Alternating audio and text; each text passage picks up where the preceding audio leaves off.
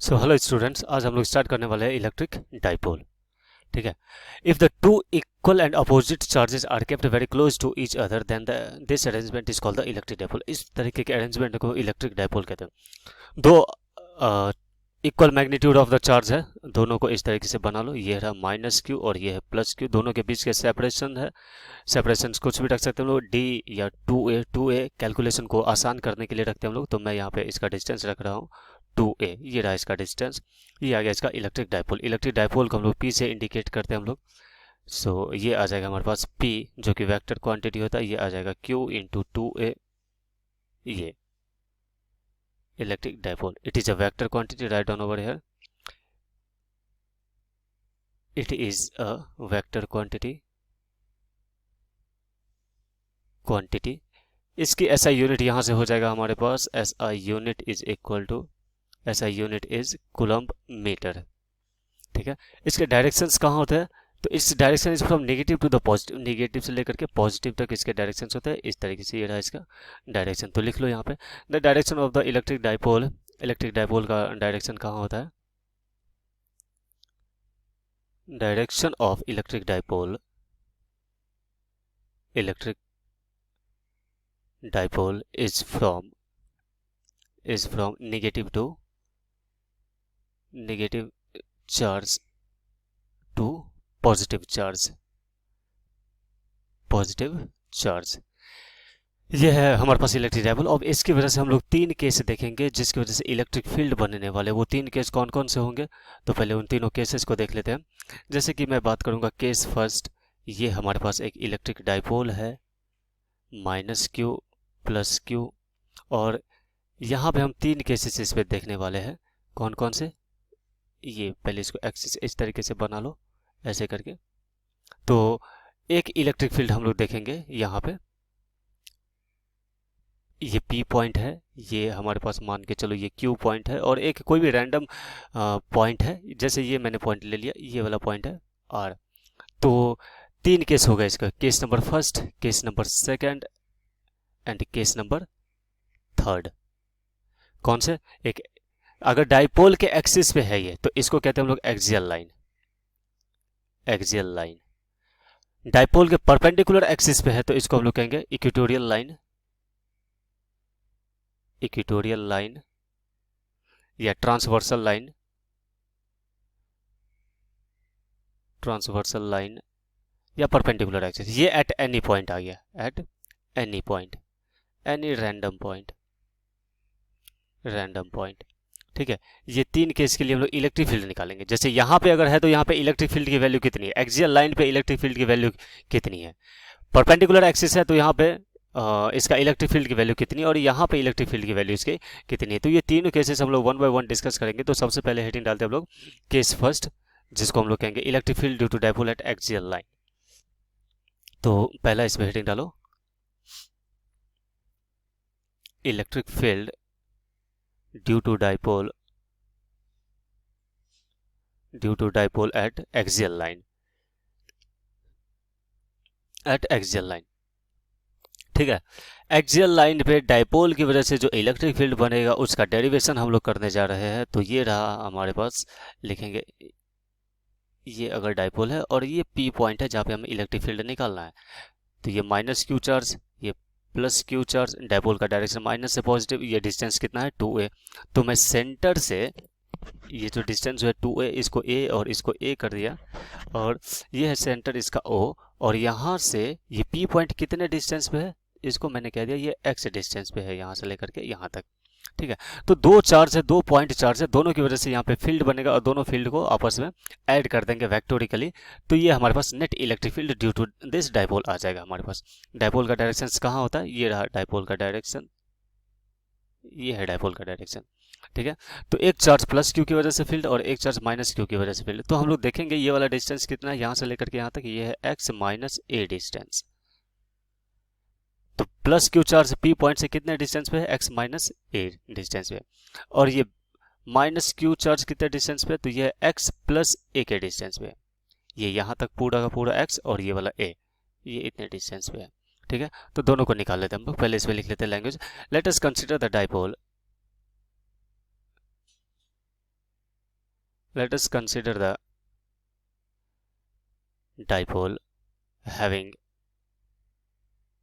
length, let us consider dipole P having length 2a, we have to calculate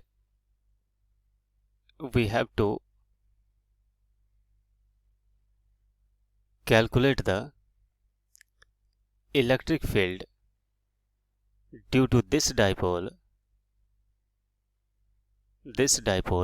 at an axial line, okay, electric field due to dipole at an axial line at the point P,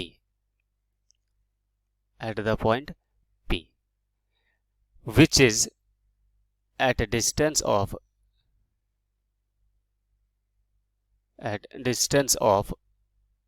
x from the center of dipole,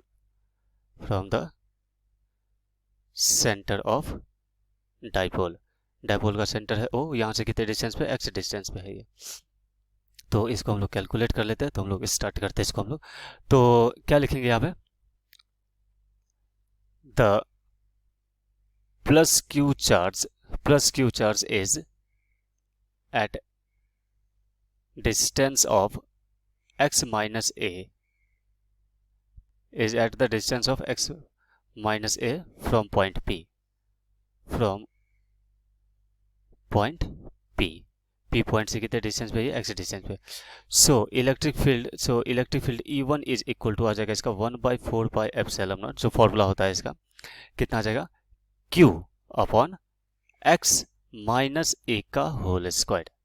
ये आ गया magnitude के form में, इसको लिख लिया मैंने, ठीक है। और इस E1 फील्ड का डायरेक्शन कहाँ है, तो इस E1 फील्ड का डायरेक्शन अगर हम लोग देखेंगे, प्लस चार्ज की वजह से फील्ड बाहर की तरफ जाता है, तो ये रहा इसका E1 का डायरेक्शन, E1, ठीक है, ये इलेक्ट्रिक फील्ड। और माइनस क्यू की वजह से फील्ड अंदर की तरफ आता है, तो E2 का डायरेक्शन हो जाएगा इस तरफ। इसको बना लेते हैं पहले हम लोग, फॉर्मूला लिख लेते हैं इसका।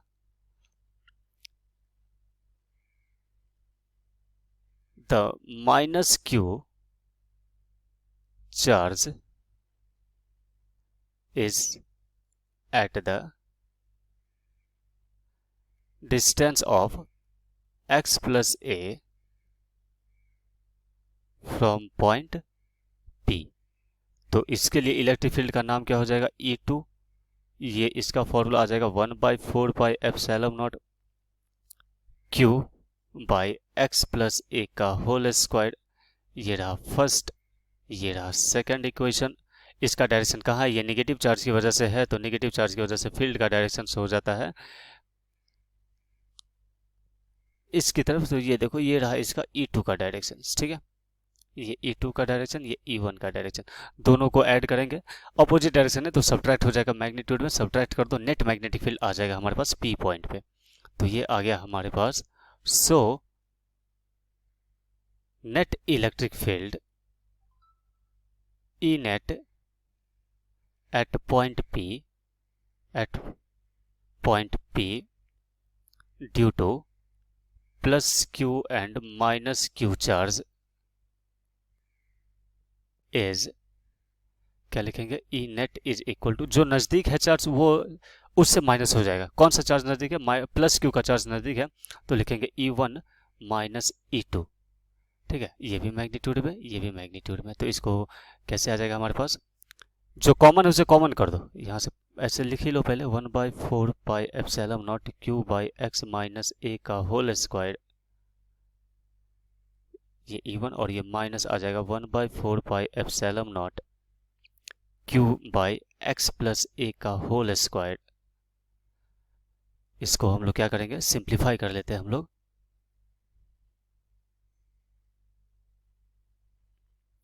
तो ये कितना आ जाएगा हमारे पास, E net is equal to, common ले लो, 1/4 पाई एप्सिलॉन नॉट, और ये Q कॉमन आ जाएगा, अंदर बच जाएगा हमारे पास 1/x माइनस a का whole square minus of 1/x plus a का होल स्क्वायर। ये आ गया हमारे पास Q/4 pi epsilon naught. Simplify कर लो, ये अंदर आ जाएगा, इसको अंदर अंदर मल्टीप्लाई कर लो, तो ये आ जाएगा हमारे पास एक्स स्क्वायर माइनस ए स्क्वायर का होल स्क्वायर, इधर आ जाएगा एक्स प्लस ए का whole square minus of X minus A का whole square.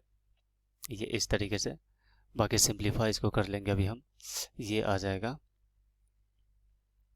Is equal to Q by 4 pi epsilon not.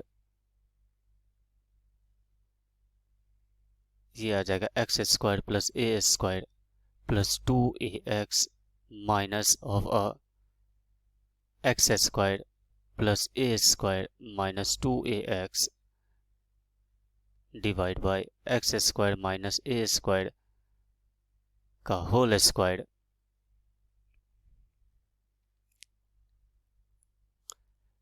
इसको थोड़ा और सिंप्लीफाई कर लेंगे हम लोग, तो इससे हमारे पास वैल्यू आ जाएगा इसका q by 4 pi epsilon not. कौन कौन से वैल्यूज कैंसिल हो जाएगा, इससे ये वैल्यू कैंसिल हो जाएगा, माइनस हो जाएगा, इससे ये वैल्यू कैंसिल हो जाएगा, इधर बच गया 4ax, this is the 4ax divide by x square minus A square का होल स्क्वायर। ठीक है, अब ये आ गया हमारे पास net electric field at P point पे। यहाँ पे हम लोग एक कंडीशंस और लिखेंगे कि अगर x बहुत ज़्यादा बड़ा है, क्योंकि हमें पता है दो चार्ज के बीच में सेपरेशन जितना कम रहेगा डायपोल उतना अच्छा होगा। सेपरेशन कम होना चाहिए क्योंकि वेरी वेरी स्मॉल डिस्टेंस होता है, वेरी वेरी स्मॉल सेपरेशन होता है। तो हम लोग कह सकते हैं कि if x is much greater than a, then neglect a in denominator. ठीक है, इसको हम लोग नेगलेक्ट कर सकते हैं, वैल्यू बहुत छोटी है तो हम लोग इग्नोर कर सकते हैं। तो ये आ जाएगा हमारे पास E net is equal to Q by 4 pi epsilon not. ये आ जाएगा 4ax डिवाइड बाई, ये हट जाएगा, ए स्क्वायर हट जाएगा, ये आ जाएगा x का पावर 4, x से के कैंसिल हो जाएगा, x क्यूब आ जाएगा, तो यहाँ पे ई नेट की वैल्यू आ जाएगी। ये देखो ये कि डाइपोल का फॉर्मूला बना रहा है हमारे पास, तो ये आ जाएगा 2 into 2qa upon 4 pi epsilon nought X cube. हमें पता है ये डाइपोल का फॉर्मूला होता है, we know that the p is equal to 2qa। Put कर तो यहाँ पे ये आ जाएगा हमारे पास electric field due to dipole at the axial line. ये आ जाएगा हमारे पास ई नेट की वैल्यू कितना आ जाएगा, E net is equal to 2p by 4 pi epsilon nought X cube. इसका डायरेक्शंस कहाँ है, इसके डायरेक्शन डायपोल के डायरेक्शन में ही है, तो हम लोग लिख लेंगे इसके डायरेक्शंस। यहाँ पे देख लेते हैं कि यहाँ का डायरेक्शंस कैसा है। ये रहा हमारे पास, तो ये देखो नेट इलेक्ट्रिक फील्ड का डायरेक्शन कहाँ हुआ इसका, नेट इलेक्ट्रिक फील्ड का डायरेक्शन दोनों को माइनस करने के बाद नेट इलेक्ट्रिक फील्ड का डायरेक्शन इसी डायरेक्शन में आ जाते हैं, क्योंकि ये वैल्यू ज़्यादा है, ग्रेटर है इसके कंपैरिजन में, तो सब्ट्रैक्ट होकर के यही वैल्यू आएगा जो ई नेट होगा। तो ई नेट का डायरेक्शंस और पी का डायरेक्शन दोनों एक जैसा है, दोनों का डायरेक्शन एक ही लाइन में है, 0 डिग्री है दोनों के बीच में एंगल। तो हम लोग कह सकते हैं कि the direction of the electric field, direction of the electric field, यहाँ पे क्या लिखेंगे, the direction of electric field E net at axial line is in the direction of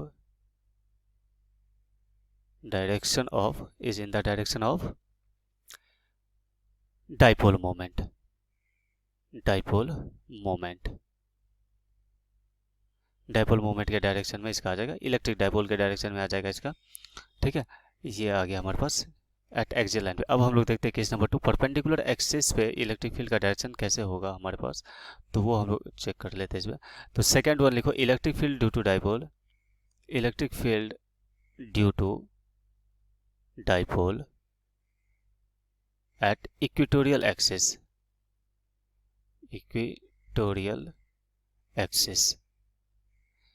या ट्रांसवर्सल एक्सिस,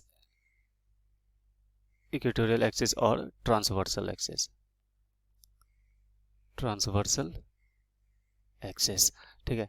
फिर से डायपोल बनाओ यहाँ पे इस तरीके से, ये है, और डायपोल के बीच में डिस्टेंस बहुत कम होता है, इससे हम लोग इजी करने के लिए डिस्टेंस थोड़ा सा बड़ा कर दिए हम लोग, माइनस क्यू प्लस क्यू। तो ये है इसका ट्रांसवर्सल एक्सिस, ये इसका कौन सा एक्सिस है, ट्रांसवर्सल एक्सिस। तो ये पॉइंट P है और ये पॉइंट P बिल्कुल इसके 90 डिग्री पे सेंटर है इसका O, और यहाँ से कितने डिस्टेंस पे, ये x डिस्टेंस पे, P पॉइंट कहाँ है, सेंटर से x डिस्टेंस पे। तो ये इस पॉइंट पे इलेक्ट्रिक फील्ड हमें पता लगाना है। तो ऑब्वियसली हम लोग पहले इसको लैंग्वेज में लिख लेते हैं। Let us consider the electric dipole having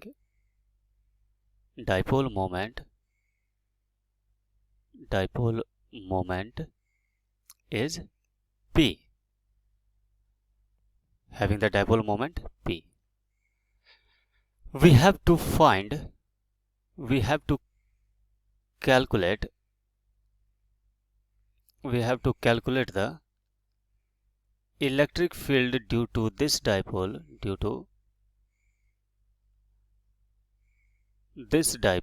at equatorial axis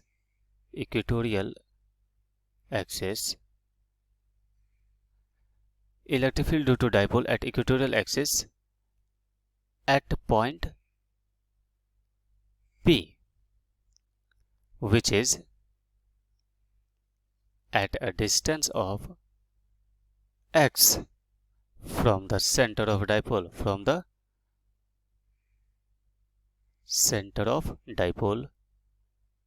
as shown in figure,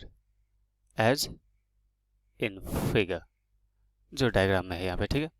ये आ गया हमारे पास। तो अब हम लोग क्या करेंगे, पॉइंट चार्ज की वजह से इलेक्ट्रिक फील्ड की वैल्यू जानते हैं, दो पॉइंट चार्ज है, दोनों की वजह से इलेक्ट्रिक फील्ड निकाल लेंगे, और यहाँ पे हम लोग इसको वेक्टोरिकली ऐड कर देंगे। तो देखो, अगर हम लोग बात करें कि माइनस क्यू चार्ज से ये पी पॉइंट कितने डिस्टेंस पे है, और ये प्लस क्यू के चार्ज से ये पी पॉइंट कितने डिस्टेंस, क्योंकि स्ट्रेट लाइन का डिस्टेंस हमें निकालना ही पड़ेगा। तो ये है इसका स्ट्रेट लाइन का डिस्टेंस, और अगर ये एक्स है, ये ए है, तो हम लोग कह सकते हैं ये डिस्टेंस कितना हो जाएगा, under root of a square plus x square. Similarly ये भी डिस्टेंस कितना हो जाएगा, under root of a square plus x square. मतलब देखेंगे कि मैग्नीट्यूड में इसकी वजह से जो फील्ड बनने वाला है और इसकी वजह से जो फील्ड बनेगा, प्लस क्यू के चार्ज की वजह से जो फील्ड पी पे बनने वाला है उसका मैग्नीट्यूड, और माइनस क्यू चार्ज की वजह से जो पी पे फील्ड बनने वाला है उसका मैग्नीट्यूड दोनों बराबर है, क्योंकि दोनों के डिस्टेंस इक्वल है। और डायपोल का डेफिनेशन में हम लोग पढ़ रखे कि चार्ज का मैग्नीट्यूड इक्वल है, ये माइनस क्यू और ये प्लस क्यू दोनों का magnitude of the charge equal है यहाँ पे, ठीक है। तो हम लोग क्या देखते हैं यहाँ पे, इसकी वजह से जो इलेक्ट्रिक फील्ड होगा इसका नाम क्या रखेंगे, ये देखो, ये प्लस वाला चार्ज है, फील्ड बाहर की तरफ ही जाएगा, तो इस पे जो फील्ड का वैल्यू होगा वो कैसा होगा, ये इस तरीके से, ये आ गया इसका इवन फील्ड वेक्टर फॉर्म में, ठीक है। और इसकी वजह से जो फील्ड आएगा वो किधर डायरेक्शन में जाएगा, वो इस डायरेक्शन में आएगा, ठीक है। क्या नाम हुआ इसका, E2 फील्ड, ठीक है। E2 माइनस क्यू चार्ज की वजह से फील्ड, माइनस क्यू चार्ज में फील्ड अंदर की तरफ आता है, इसलिए फील्ड का डायरेक्शन इस डायरेक्शन में हो गया, ठीक है। तो ये दोनों फील्ड हमारे पास आ गया, दोनों फील्ड की वैल्यू हम लोग कैलकुलेट कर सकते हैं। तो दोनों फील्ड की वैल्यू पहले कैलकुलेट कर लो, और ये आ जाएगा हमारे पास electric field due to plus Q charge at point P कितना हो जाएगा, E1 is equal to 1/4πε0, magnitude में है, is 1/4πε0 Q divided by A square minus X square, sorry A square plus x square, ये आ जाएगा इसकी वैल्यू। और electric field due to minus Q charge at point P E2 जो magnitude के form में है, ये कितना हो जाएगा हमारे पास, 1/4πε0 Q divided by A square plus x square. तो इस तरीके से हम लोग कह सकते हैं, हेयर कॉमन नेमिंग कर दो दोनों का, कि इसका मैग्नीट्यूड E1 का बराबर है E2 के मैग्नीट्यूड के बराबर है, कॉमन मैग्नेटिक इलेक्ट्रिक फील्ड ले लिया मैंने E, ठीक है। ये E1 और ये E2 दोनों की वैल्यू आ गई हमारे पास। दोनों का वेक्टोरिकली कैलकुलेशन कर लेंगे, net magnetic field electric field निकाल लेंगे इसका हम लोग। तो देखो यहाँ पे कैसे होगा ये। अगर फिर से फिगर बनाना चाहेंगे हम लोग, तो यहाँ पे अगर फिगर बनाते हैं, ये है हमारे पास माइनस क्यू का चार्ज, ये रहा प्लस क्यू का चार्ज। दोनों के बीच का डिस्टेंस कितना है 2a, सेंटर से डिस्टेंस लिया है ये a और ये a। ये है पॉइंट P जहाँ पे हमें इलेक्ट्रिक फील्ड निकालना था, और ये डिस्टेंस कितना है इसका x। ठीक है, तो ये देख रहे हैं हम लोग कि ये कौन सा डिस्टेंस है इसका। ये डिस्टेंस आ गया हमारे पास √a² प्लस x²। यहाँ वाला डिस्टेंस कितना आ गया इसका √a² प्लस x²। इसकी वजह से फील्ड का डायरेक्शन ऊपर की तरफ जाएगा E1, इसकी वजह से फील्ड का डायरेक्शन नीचे की तरफ आएगा, ये आ गया E2। ठीक है, ये है डाइपोल का डायरेक्शन P। अब हम लोग क्या देख रहे हैं, दोनों वेक्टर को हमें नेट इलेक्ट्रिक फील्ड में लेके आना है हमें। ठीक है, नेट इलेक्ट्रिक फील्ड में लेके आना है। तो ये ले लेंगे, अगर ये एंगल थीटा है पोजीशन वेक्टर और ये डाइपोल के बीच में ये एंगल थीटा है, तो हम लोग ये लाइन कॉमन लाइन ड्रॉ कर लेंगे और वेक्टर को स्प्लिट कर देंगे, क्योंकि प्लेन में है ये, तो इस वेक्टर को स्प्लिट करेंगे। अगर ये एंगल थीटा, तो हम लोग कह सकते हैं कि ये भी एंगल थीटा है, और इसके दोनों कंपोनेंट हम लोग स्प्लिट कर सकते हैं। तो ये कौन सा आएगा, ऑब्वियसली हम लोग कह सकते हैं ना, ये आ जाएगा E1 cos थीटा, और ऊपर वाला कहाँ चला जाएगा, ऊपर वाला चला जाएगा E1 sin थीटा। E1 के दोनों कंपोनेंट तोड़ दिया मैंने, ये एंगल थीटा, तो ये भी एंगल थीटा है इसका। ठीक है, सिमिलरली E2 को भी दो कंपोनेंट में स्प्लिट करना पड़ेगा। अगर ये एंगल थीटा है तो हम लोग कह सकते हैं कि this angle is also theta, और जो E2 का जो थीटा के साथ लगा हुआ है वो कंपोनेंट इसका हो जाएगा E2 cos थीटा, और नीचे वाला आ जाएगा हमारे पास E2 sin theta, E2 sin theta. तो ये वैल्यूज और ये वैल्यूज आपस में, चूंकि मैग्नीट्यूड बराबर है E1 और E2 के, तो E1 sin थीटा और E2 sin थीटा दोनों कैंसिल आउट हो जाएंगे, और नेट मैग्नेटिक इलेक्ट्रिक फील्ड किधर आ जाएगा E2 cos theta and E1 sin theta.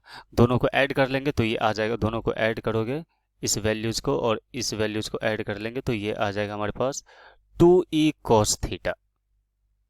ठीक है, मैग्नीट्यूड बराबर है E1 is equal to E2 is equal to E, तो 2E cos थीटा। ठीक है, तो नेट इलेक्ट्रिक फील्ड जो होगा वो कौन से डायरेक्शन में है, इस डायरेक्शन में आ गया, जो डाइपोल के डायरेक्शन के बिल्कुल अपोजिट है ये। ठीक है, ये भी क्वेश्चन हमें पूछते हैं, तो याद रखेंगे कि इक्वेटोरियल लाइन में नेट इलेक्ट्रिक फील्ड का डायरेक्शन डाइपोल के डायरेक्शन में अपोजिट होता है, और यहाँ हम लोगों ने देख लिया दोनों को ऐड करके। तो अब E की वैल्यू हमें पता है, ये है E की वैल्यू या ये है E की वैल्यू, दोनों बराबर है। cos थीटा निकालना पड़ेगा, cos theta right angle triangle ले लो यहाँ से, ये वाला राइट एंगल ट्रायंगल, तो ये वाला थीटा cos थीटा हो जाएगा a divided by this one √a² plus x²। इसको लिख लेते हैं हम लोग और नेट इलेक्ट्रिक फील्ड निकाल लेते हैं अब। ठीक है, तो नेट इलेक्ट्रिक फील्ड इसका कितना हो जाएगा, E net is equal to 2E cos theta, this is equal to the 2E into cos theta आ गया a divided by a² plus x² का पावर 1/2। ठीक है, अभी अभी देखा था हम लोगों ने इस तरीके से, ये माइनस क्यू, ये प्लस क्यू, ये P पॉइंट, ये x, ये थीटा, ये √a² प्लस x², ये आ जाएगा a² प्लस x², ये इलेक्ट्रिक फील्ड E1, ये इलेक्ट्रिक फील्ड E2, दोनों का नेट इलेक्ट्रिक फील्ड इस डायरेक्शन में आया था। कितना आया था ये 2E cos थीटा, और ये cos थीटा यहाँ से आ जाएगा, ये O है, ये A है, ये A है, तो ये आ जाएगा हमारे पास A अपॉन में दिस वन। तो ये रहा A cos थीटा की वैल्यू, साइड में भी लिख लेना यहाँ पे, cos theta is equal to A upon √a² plus x², base upon hypotenuse होता है, ये रहा इसका। नाउ E की वैल्यू पुट करो, तो E नेट कितना आ जाएगा हमारे पास 2 इंटू 1/4πε0 Q upon a² plus x² का पावर 1 में है यहाँ पे, multiplication of a divided by a² plus x² का पावर 1/2, ये रहा इसका a। ठीक है, तो E नेट की वैल्यू कितनी आ जाएगी, E net is equal to, ये 2Q हो जाता है dipole moment P 4 pi epsilon not, ये आ गया हमारे पास a square plus x square का पावर 3/2। पावर बेस सेम है, पावर ऐड हो जाएंगे, तो ये आ गया हमारे पास इस तरीके से। अब हम लोग इसको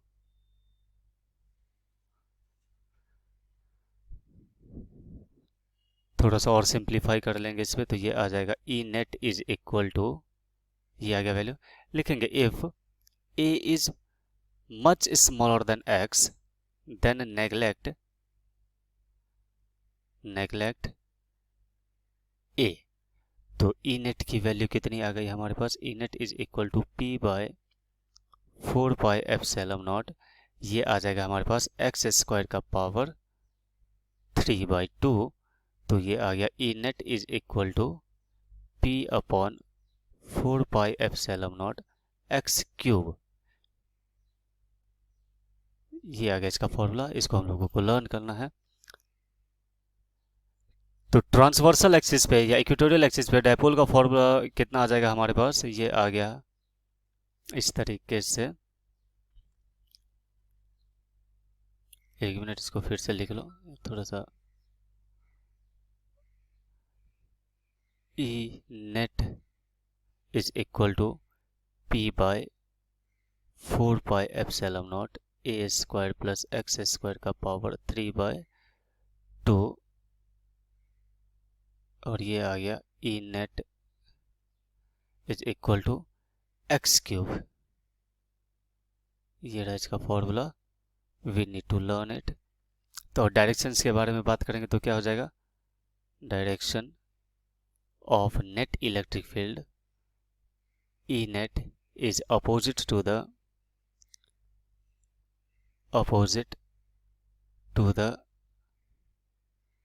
direction of इलेक्ट्रिक डाइपोल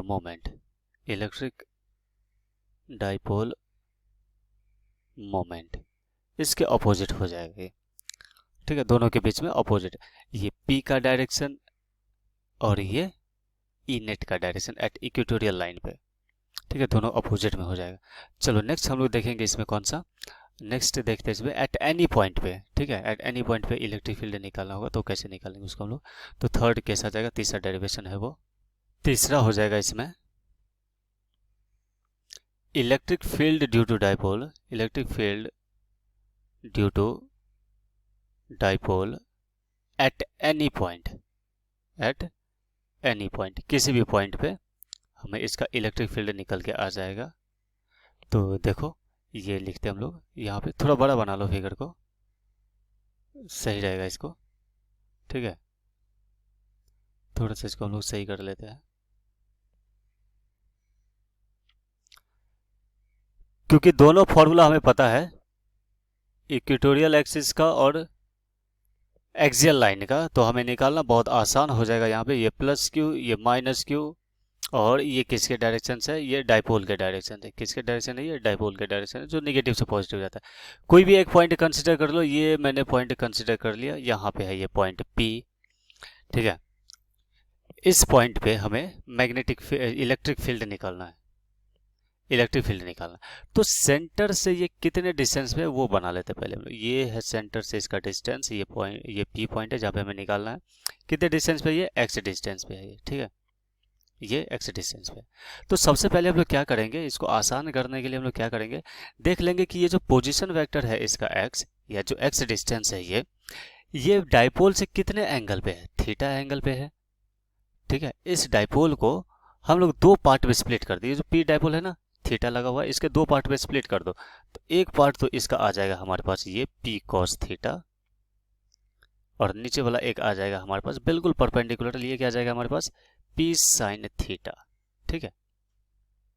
तो अब ये डाइपोल जो है, इस डाइपोल को अब छोड़ दो, इसको भूल जाओ, सिर्फ किसको याद रखना है, P cos थीटा और P sin थीटा। तो देखेंगे कि पॉइंट P जो है ये डाइपोल P cos थीटा के एक्सियल लाइन पे है, दिख रहा है क्या, ये एक्सियल लाइन पे है। तो यहाँ पे जो इलेक्ट्रिक फील्ड बनेगा वो कौन सा बनेगा, यहाँ पे जो इलेक्ट्रिक फील्ड बनेगा वो इस डायरेक्शन में इलेक्ट्रिक फील्ड बनेगा, जो ई एक्सियल कहलाएगा। क्या कहलाएगा, ये ई एक्सियल, ठीक है। लेकिन पी के साथ एक एक्स्ट्रा चीज जुड़ा हुआ है कॉस थीटा, तो कॉस थीटा भी हमें लगाना पड़ेगा इसका। ठीक है, पता पड़ा कैसे हुआ ये एक्सियल? पी डाइपोल को दो पार्ट में स्प्लिट कर दिया मैंने, क्योंकि देखा कि ये जो पी पॉइंट जहाँ पे हमें इलेक्ट्रिक फील्ड निकालना ये किसी एंगल पे 90 डिग्री पे नहीं है, ना ही 0 डिग्री पे है, ये 90 और 0 के बीच में है। ठीक है, या यहाँ रहता तो और भी कोई दूसरा एंगल हो जाता, 90 से ज्यादा हो जाता अगर यहाँ पे रहता तो कहीं पे भी रैंडम पॉइंट ले लिया मैंने, बस वो इक्वेटोरियल लाइन पे नहीं है और ना ही वो एक्सियल लाइन पे है। ठीक है, कितना एंगल ले लिया मैंने इसका? थीटा। तो डाइपोल को दो पार्ट में जब तोड़ा मैंने, स्प्लिट किया, तो मुझे क्या पता पड़ गया कि ये पी कॉस थीटा जो है ये पी पॉइंट के जहाँ पे हमें इलेक्ट्रिक फील्ड निकालना है उसके लाइन पे है। तो हमें पता है केस नंबर फर्स्ट में हम लोग पढ़ रखे हैं कि electric field due to dipole at axial line निकालना पड़ेगा, तो उसका फॉर्मूला हम लोगों को पता है। उसका फॉर्मूला कितना हो जाएगा हमारे पास? ई एक्सियल इज इक्वल टू हो जाएगा 1/4 पाई एप्सिलॉन नॉट 2p/x³ ये होता था। लेकिन यहाँ पे p के साथ cos थीटा जुड़ा हुआ है तो मैं cos थीटा भी यहाँ पे ऐड करूंगा। ये बहुत आसान है, इसको सिंपल है, ऐसे हम लोग लिख सकते हैं इसको, क्योंकि p cos थीटा है इसका डाइपोल। अब p डाइपोल नहीं रहा क्योंकि इसको दो पार्ट में स्प्लिट कर दिए तुम लोगों ने। कैसे गया? एक्सियल लाइन पे और परपेंडिकुलर लाइन पे। तो इसकी वजह से p cos थीटा की वजह से इस पे जो इलेक्ट्रिक फील्ड का डायरेक्शन होगा वो कौन सा होगा? EA। ठीक है, अब हम लोग देखते हैं ये P पॉइंट जो है P साइन थीटा से 90 डिग्री पे एंगल पे दिख रहा है क्या? ये 90 डिग्री पे एंगल पे है ये वाला। तो अभी अभी केस नंबर सेकेंड में पढ़े थे, अगर डाइपोल के 90 डिग्री पे कोई पॉइंट है जहां पे इलेक्ट्रिक फील्ड निकालना है और ये डाइपोल का डायरेक्शन है P, तो नेट इलेक्ट्रिक फील्ड इसके अपोजिट डायरेक्शन में होता था जो इक्वेटोरियल लाइन कहलाता था, परपेंडिकुलर या इक्वेटोरियल लाइन। ठीक है, ये नेट इलेक्ट्रिक फील्ड का डायरेक्शन होता था। तो ये है अगर डाइपोल का डायरेक्शन और ये P पॉइंट है, तो हम लोग कह सकते हैं ना, इस लाइन को हम लोग आगे भी ड्रॉ कर सकते हैं। ठीक है, लेकिन हम लोगों ने किया नहीं, हमें बस डाइपोल ये दिखाना था, मैंने स्प्लिट करके। तो ये इसका 90 डिग्री पे, तो हमें पता है कि अगर ये डाइपोल का डायरेक्शन है P साइन थीटा और इस P पॉइंट पे हमें इलेक्ट्रिक फील्ड निकालनी है, तो इस पे बनने वाला इलेक्ट्रिक फील्ड कौन सा होगा? बिल्कुल डाइपोल P साइन थीटा के अगेंस्ट में आएगा। वो किसके अगेंस्ट में आएगा? उल्टा आएगा, P साइन थीटा के अगेंस्ट में आएगा। तो ये आ जाएगा हमारे पास E ट्रांसवर्सल, जिसको E परपेंडिकुलर भी कहते हैं, ये रहा, ये दोनों इलेक्ट्रिक फील्ड आ गया। तो E परपेंडिकुलर की वैल्यू कितनी होती है? केस नंबर 2 में अभी अभी निकाले हो, ये होता है 1/4 pi epsilon not P divided by x³। ठीक है, लेकिन P के साथ साइन थीटा लगा हुआ है तो साइन थीटा भी यहाँ पे लगाना पड़ेगा हमें। ठीक है, तो दो इलेक्ट्रिक फील्ड आ गया। तो P पॉइंट पे कितने इलेक्ट्रिक फील्ड है? एक परपेंडिकुलर वाला और एक्सियल वाला। तो net electric field P point पे कौन सा होगा? तो इस दोनों का वेक्टर सम हो जाएगा, जो कौन सा डायरेक्शन में जाएगा? ऐसे जाएगा, जिसका नाम पड़ेगा E नेट। ठीक है, इसका नाम क्या पड़ा? E net. तो E नेट कैसे निकालेंगे हम लोग? यहाँ पे ई नेट का मैग्नीट्यूड निकालने के लिए हम लोग क्या करेंगे?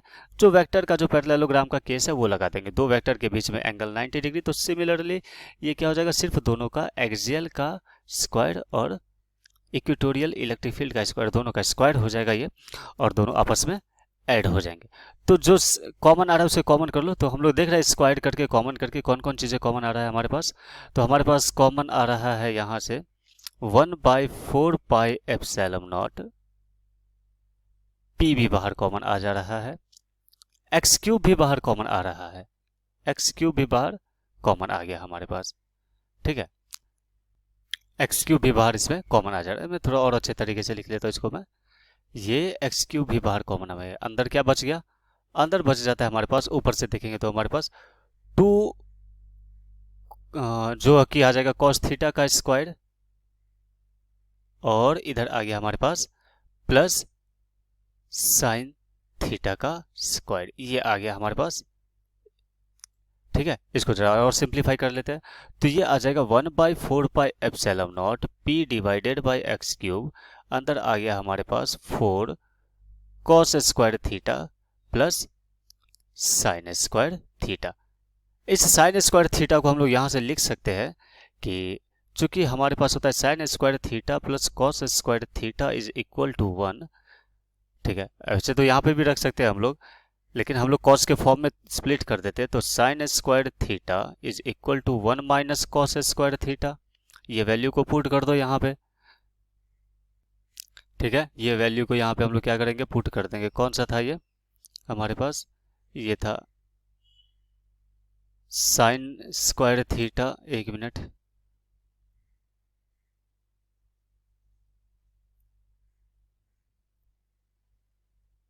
Sign square theta is equal to 1 minus cos square theta. ये आ जाएगा हमारे पास, कितना आ जाएगा, E net is equal to आ जाएगा 1/4 pi epsilon naught P by x cube. अंदर बच गया हमारे पास 4 cos square theta plus 1 minus cos square theta. ये आ गया 1/4 pi epsilon naught P by x cube. और ये आ गया हमारे पास 3 कॉस स्क्वायर थीटा प्लस 1। ये जनरल फार्मूला भी इसको कह सकते हो तुम लोग, क्योंकि वापस अगर हम लोग इक्वेटोरियल और एक्सियल लाइन के फार्मूला को प्रूफ करना चाहे एंगल की वैल्यू पुट करके, तो हम लोग निकाल सकते हैं। ठीक है, ये एक तरीके से ये पी कॉस थीटा स्प्लिट हुआ है, पी साइन थीटा स्प्लिट हुआ। ई एक्सियल लाइन का इलेक्ट्रिक फील्ड है और ये परपेंडिकुलर लाइन का इलेक्ट्रिक फील्ड है, जिसका ई नेट की वैल्यू अभी अभी निकाले थे। ई नेट कितना निकला था इसका, 1/4 pi epsilon naught P by x cube. ये आ गया हमारे पास 3 कॉस स्क्वायर थीटा प्लस 1। ठीक है, तो ये एंगल पूछता है ये अल्फा कितना है, तो अल्फा बिल्कुल हम लोग निकाल सकते हैं इसको। tan अल्फा डायरेक्शन पूछेगा इसका, tan alpha is equal to आ जाएगा हमारे पास E perpendicular divided by E axial. Alpha is equal to tan inverse of E perpendicular by E axial. ठीक है, हम लोग यहाँ थीटा की वैल्यू पुट करके एक्सियल लाइन पे और ट्रांसवर्सल लाइन पे भी फॉर्मूला वापस वेरीफाई कर सकते हैं। इक्वेटोरियल लाइन पे थीटा की वैल्यू 90 डिग्री हो जाएगी तो पूरा वैल्यू 0 हो गया, तो ये इक्वेटोरियल लाइन का या ट्रांसवर्सल लाइन का फॉर्मूला बन जाता है। और theta is equal to 0 degree put करेंगे तो cos 0 1 होता है, तो 3 + 1 4, और 4 को बाहर निकालेंगे तो यहाँ पे आ जाएगा हमारे पास 2p हमारे पास आ जाएगा ये। ठीक है, ये अंडर रूट स्क्वायर में है ना, ये कहाँ गया, ये निकाले थे हम लोग अंडर रूट स्क्वायर में, इसको लिख लो एक बार, किस में था ये, this is in the under root square. ठीक है, तो यहाँ से इसको हम लोग बाहर निकालेंगे तो 4 = 2 हो जाएगा और ये यहाँ पे आकर के वैल्यू बन जाएगा हमारे पास। ठीक है, चलो अब हम लोग इसको नेक्स्ट क्लास में देखेंगे हम लोग डाइपोल का एक और कंसेप्ट, फिर हम लोग फ्लक्स की बात करेंगे।